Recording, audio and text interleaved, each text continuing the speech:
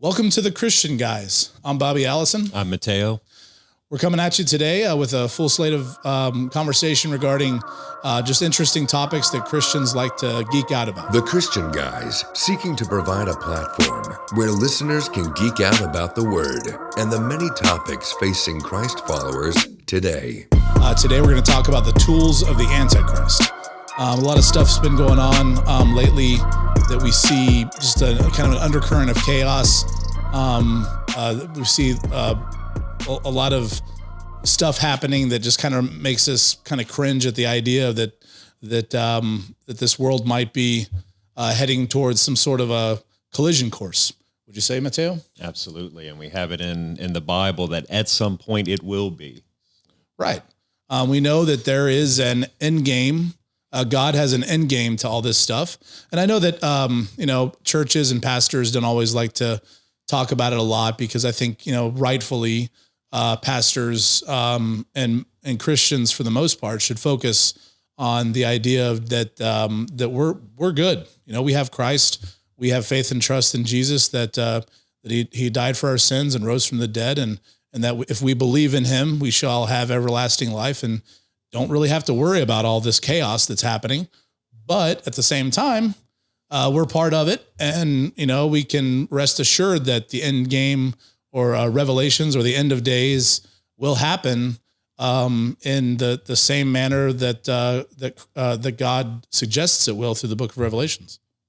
Yeah, and I would, I think, challenge you a little bit when you talk about pastors maybe shouldn't over-focus on it. I forget exactly how you worded it, but not challenge so much, but elaborate that I think you have two tendencies you sometimes see in a lot of pastors. And one is to never talk about the end times because there is gray area. A lot of it's interpretation. And, some pastors just don't want to touch it at all. And then some pastors, they get to a point that's all they ever talk about is the end times.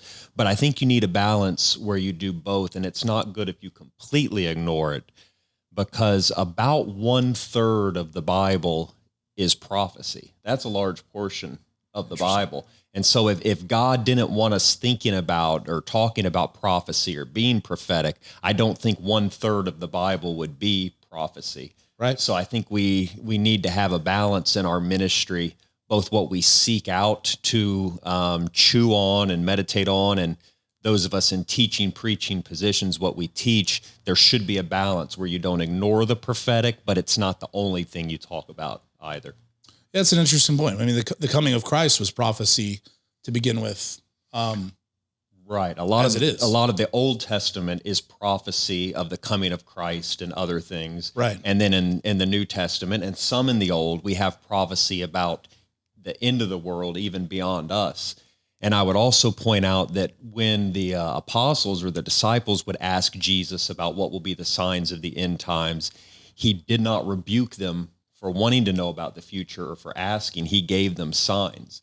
So if it wasn't something that we were supposed to be interested in or think about or know, I don't think Jesus would have given some sort of answer, albeit vague and open to interpretation. I think he would have rebuked them. Right. And I think as human beings, especially as Americans, one of the most stressful dynamics that we deal with is uncertainty. So the idea that we have no idea what's going to happen to us in the near future, the far out future, or even next week. Sometimes we're as Americans specifically, we're so bad about that we have these hard concrete schedules. We know what's going to happen to us in the next few weeks, the next year. We have, some of us are a little bit less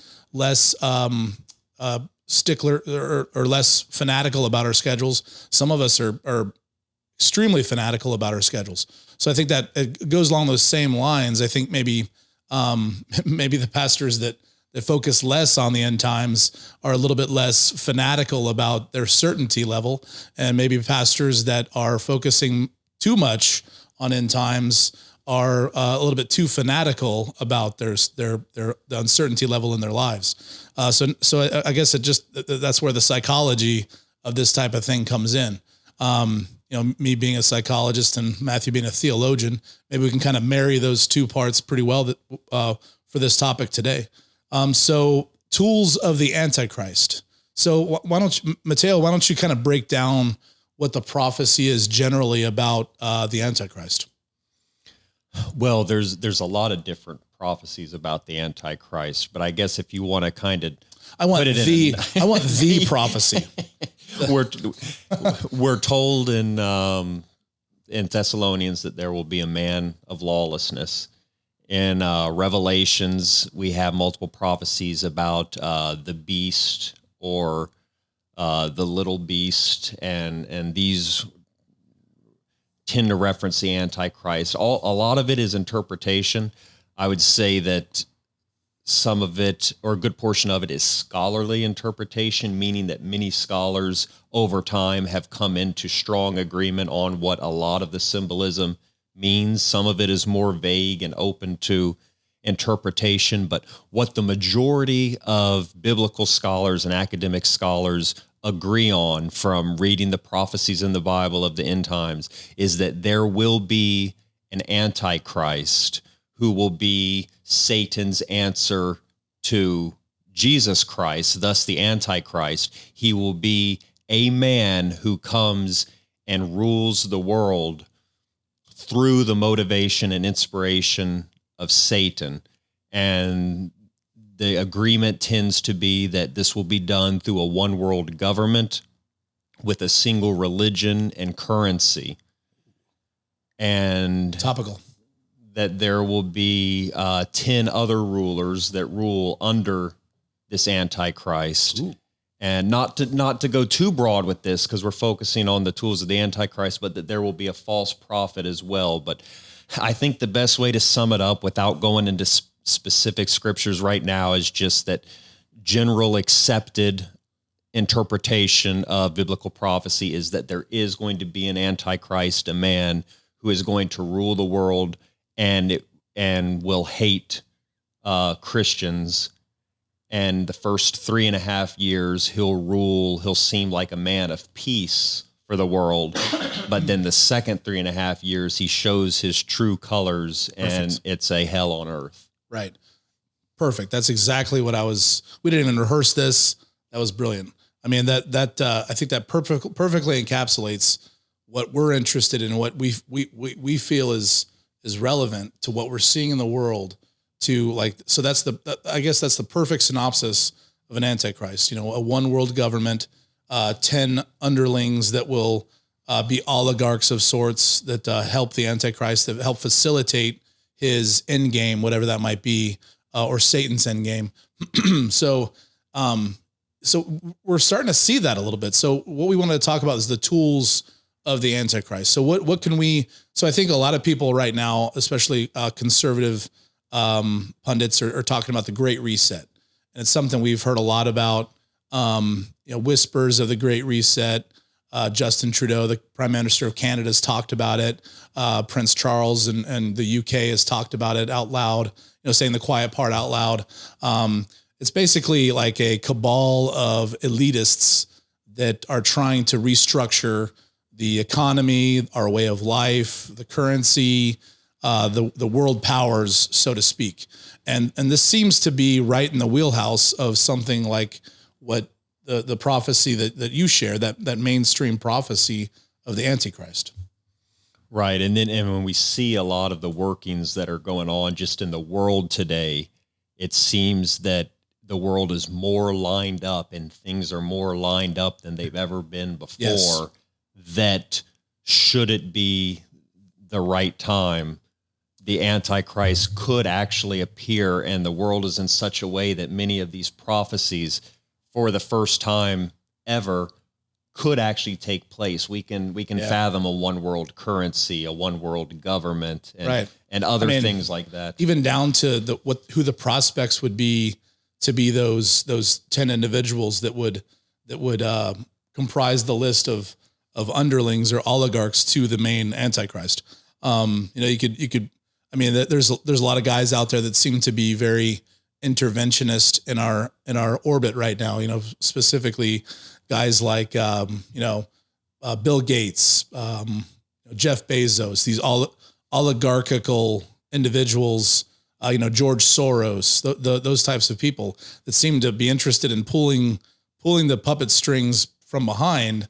But that they're very much in control and interested in being in control.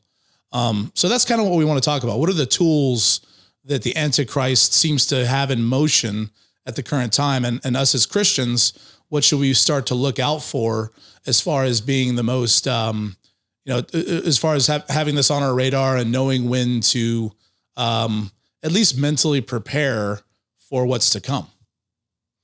And I think if I can jump right into one of those possible tools or modes, is my wife gave me a book for Christmas called, I always almost get this wrong, it's Where Do We Go From Here, by Dr. David Jeremiah, that I've been reading. And it's about the end times and how things we see today are lining up with that more than ever. And it's a good book. I'm probably, when I'm done, going to do a review on it on our Patreon page. But Dr. Jeremiah, one of the chapters is focusing on socialism. And he asked the question, is socialism tailor-made for the Antichrist? And I have always, understood and believed that there would be an Antichrist through my interpretation of end times prophecy. And I believe and have been vocal about, as we have in other podcasts, that socialism is a bad thing on a national scale for any given country. But it's the first time I'd really stepped back and thought of socialism, not just in a sense of destroying individual countries, but could it be a method that's growing in popularity, socialism / communism, because it's tailor-made for the Antichrist? And I've heard enough different interpretations or possibilities of how the Antichrist could rule that I personally am not ready to say, yes, I believe it will be through socialism, communism. However, I can absolutely see that within the top 2 or 3 possibilities or picks, how socialism, communism would be a perfect mode of world government for the Antichrist. Yeah. Only instead of it being socialism, communism for a single nation, it's the whole world, country by country, sharing their goods and property, with an Antichrist at top saying how that's going to be delegated out. I agree. I mean, it's the perfect tailor-made perch for an Antichrist, right? So if you're able to perpetrate socialism on the world, for instance, you have centralized control. Nobody owns anything. It's all owned by the state or by this centralized entity. And then the Antichrist can just come in and assume control of that, thereby controlling everything immediately. It just seems tailor-made for this Antichrist to come in to do something like that. I think a lot of people would say that's probably the best way to go. But does society reject that too easily? And I think that what we see now is we see kind of an oligarchical system. I think we have a lot of very rich, powerful individuals, groups. You consider the Bill Gates of the world, the George Soros of the world. And I think there is evidence that some of them, or a lot of them, are choosing to consolidate their wealth into these cabals, such as like the World Economic Forum. They're trying to consolidate this power, but then they're not just going to go and be a regular citizen, right? Mm-hmm. So if you're a Bill Gates and you buy into this system, you spend your vast wealth to initiate, to empower this system, then he's just not going to go be one of us, because he might just be, he would be either killed or treated poorly based on some of his decision making. So he would then be gifted some sort of a power structure in return. Hence the mainstream prophecy that the Antichrist may have, a certain number of underlings that help facilitate his power. But having said that, it seems like there's this oligarchical system that's being developed, which is kind of a hybrid of, which it seems to me like kind of a hybrid system, not necessarily pure socialism, pure socialism is that no one owns property, no one owns anything. It's all facilitated by the centralized state. So it seems to me like we're going to have a sort of a hybrid that if this is perpetrated in such a way that we may have a hybrid hierarchical type system that the Bible talks about. Well, in a sense too, that's how socialism and communism always works. There's always someone at the top, or people plural, who are benefiting while everyone else suffers. Because if the idea is that everyone is going to share their goods, but if it's being implemented by a government and not a community. Now in the book of Acts, when they all come together and share everything they have and sell their property, that's a community choosing to do it. Right. But whenever a government does that, somebody at the top is the one who gets to decide how things are going to be dispersed. Well, we're always going to have sinful people who lust for power.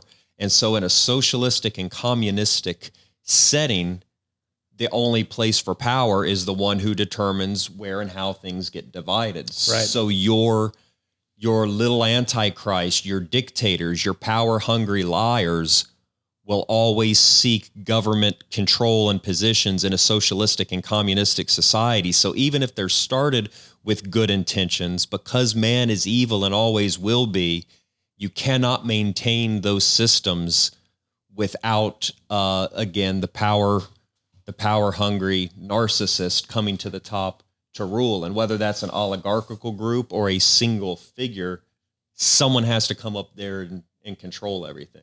Right. I think a good contemporary example is probably modern day Venezuela, which is still more of a pure socialistic framework, where most of their society is extremely poverty stricken. But at the top, you can see that there are entities that appear well fed. Whenever you look at a street view look at Venezuela, you see that the police, that the army that's being used as the control feature of the regime, they seem to be kind of healthy. They seem to be pretty robust, well-fed, healthy. Same thing with the elites and that system. The dictator himself, of course, he's kind of a hefty dude, so he's being well-fed, and some of his acolytes, some of the people in his orbit are being well-fed and taken care of, while the rest of society, is relegated to eating their animals and foregoing electricity and base resources for hunger and basic needs. So that, I think, is the most contemporary look at socialism in action. So yeah, I mean, it's rules for me, not for thee, or rules for thee, not for me. So you have this centralized body at the top that has a pretty easy time, while the rest of society suffers. And if you really want to go back and absorb it in an allegorical, easy to consume allegorical sense, go back and read George Orwell's Animal Farm, where I was thinking the same thing. They're all supposed to be equal. And is it Napoleon? Is he the head pig, the bad one, or do I have the wrong one? Snowball was the protagonist. I think it's Napoleon. Yeah. And anyway, he's the one that's going to determine how the animals all have everything even amongst them. But it so happens that they're the only ones that are drinking the alcohol behind closed doors and dressing up like eating at the farmer's table that they overthrew. It's a quick read, but if you want to wrap your head around socialism and communism in just a good allegorical sense, go back and read Animal Farm by George Orwell. Did we read that in Miss Ryan's class? I remember in middle school. Oh, middle school. He was in the Alpha program, so so I read that in high school, I think. So. Was it I will say in middle school, I think it just all went over my head, but I went back and read it as an adult and was like, wow, okay, this is applicable. I can see why a slightly more honest school system wanted their young kids to read that. Before the school system had just been corrupted head to toe. So I guess you could say that's probably the main tool of the Antichrist. He has to have, with anything, it's like the Maslow's hierarchy of needs. You have to have a base structure that provides for security, basic needs, where the people are going to go, how the people are going to be fed, how the people are going to be kept under control. So if the Antichrist is going to perpetrate a successful system, he needs to have a structure, a democratic structure like this hybrid socialism, not even democratic structure, but a regime that basically keeps everybody at bay. So that's the main feature of that's the main tool of his approach. So what are some of the other tools? I think if we look into our society, are you done with socialism? Or? The only thing I would add to that is that for socialism and communism to succeed, loyalty to the church has to be replaced with loyalty to the state. Right. And we know that the Antichrist is going to be against Christians and will kill Christians in the last days. I would consider that another tool. Wouldn't you? Okay. And socialism uses this as a tool as well, purging religion. But I would suggest you could make an argument, especially us as Christians, that's another tool altogether. Okay. I don't know. Yeah. I was going to consider that maybe a tool. But I think that's actually right up there with the main structure of this socialistic hierarchy or this hybrid system that the Antichrist. So I would say that's 1A, and 1B would be the tool of eliminating religious thought, religious belief, religious structure, because when you have an eye on God, no man can step in front of that. And nothing can stand in front of that. No mortal, not even an Antichrist, can get in the way of your faith in your God. So I would say that's probably 1B. You can make an argument maybe 1A, because as Christians, our faith in God, faith in Christ, is more important than our country, more important than our system of government. So yeah, let me rephrase that. That's the religion would be the 1A. Mm-hmm. Yeah. Yeah. They do kind of go hand in hand. Yeah. So what do we see as a replacement for Christianity, or say you're a Muslim or a Jew or a Hare Krishna, for goodness sake. So what do we see on the horizon that seems to be the replacement of religion? Well, I'd say in the present day, it's humanism. Yes. Yes. And assuming that the Antichrist, if we're sticking with this possibility of a socialistic framework, if the Antichrist is operating through a socialistic, communistic framework, it would have to be humanism. You cannot have religion of any kind, Islam, Hindu, with socialism, communism in its fullest manifestation. I think in order to follow a mankind-driven system, you have to have faith in man, correct? Mm-hmm. So I think the humanistic approach is the new religion, and we see that already. Sexual identity is more important than your religious identity.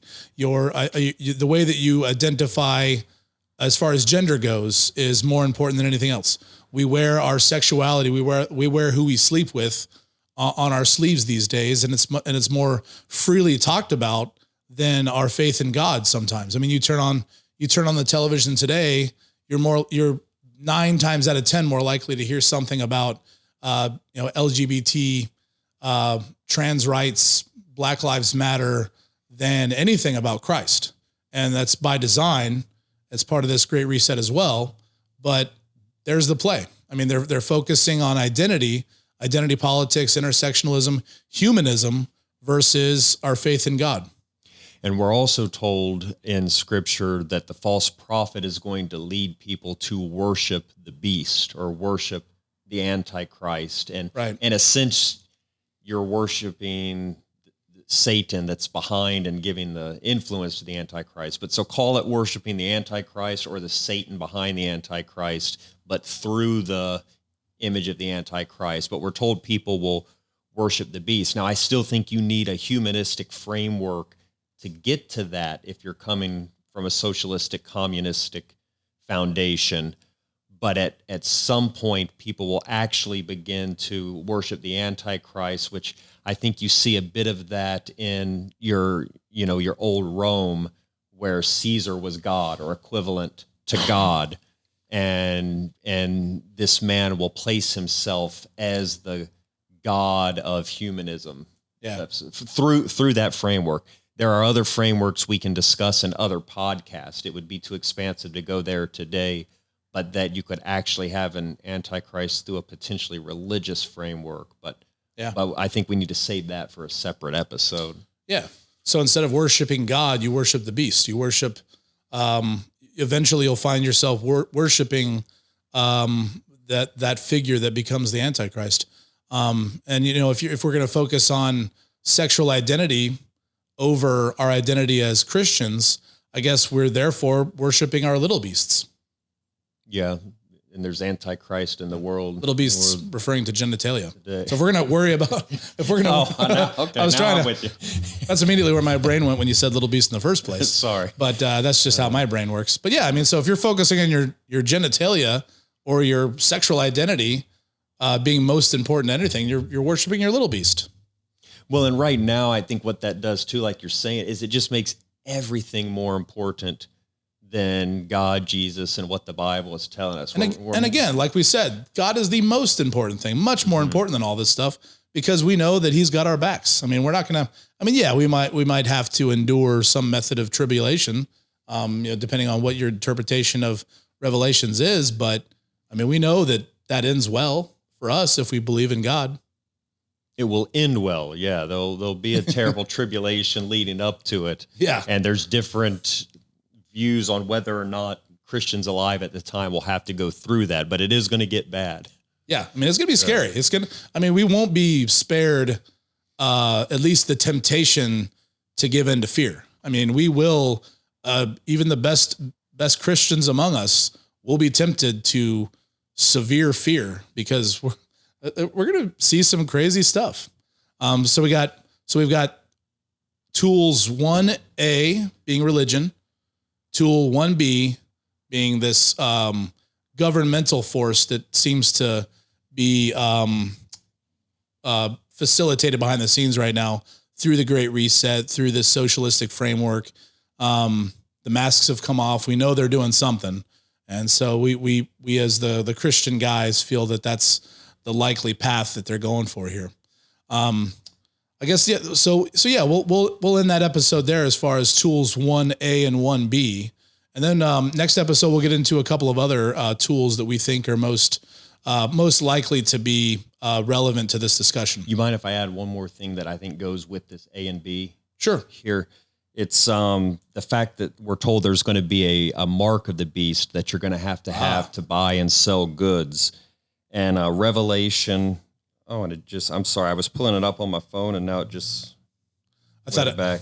This is Revelation chapter 13. I thought he was texting his wife.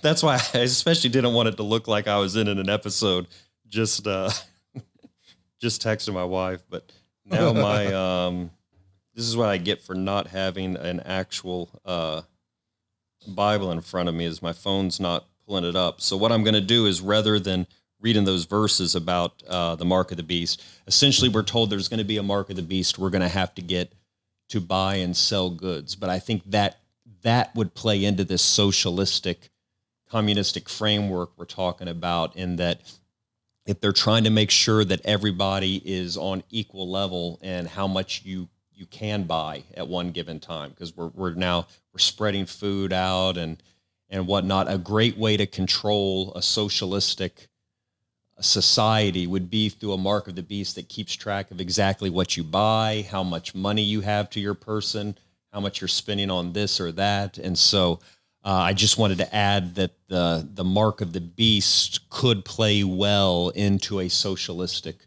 framework. Yeah, I would agree that might be 1C. And we're seeing precursors, or, perhaps, the first drafts of potential marks of the beast. We have, they have social credit scores in China. Take over. Yeah, I'm just going to say, while you're getting a sip of water there, I wanted to read a scripture off my Bible app on the phone, and it would not pull it up. So that's a reminder. Don't get so used to having the Bibles on the phones that we don't own and buy actual Bibles, because there will be a day that we are not allowed to have the Bible app on our phone, and they're monitoring that. And if we don't still have our hard Bibles, our hard copies, and know how to get to the books where they are and know our way in it, we're going to be in trouble. So these are great. These are great for now, but don't get so reliant on it that you don't even know where your hard copy Bible is, and it's got a 2-inch layer of dust on top of it. Well, and rest assured that they know exactly what we're talking about if we're using those things. So, but we see like the social credit scores that they're using in China. The Scandinavian countries are starting to utilize chips that have all of our data on them. You can make purchases through a chip that's placed in your wrist. You can download or upload your vital signs through this chip. We're seeing rumblings of the vaccine passports that are coming out. That you'll have to basically show your papers to get into certain restaurants. So there's a lot of little precursors or drafts to the mark of the beast. Do you know what your Chinese social credit score is? I think it's pretty much 0, because I've talked a lot about the Kung flu a lot. That brings it down. That brings it down significantly. That does bring it down. I think mine's like 3 or 4 right now. I did eat at a PF Chang's last week. What is a good score? Is it like our credit score? Like if you have an 800 credit score, you're like gold, and if you have like 600s, like fair.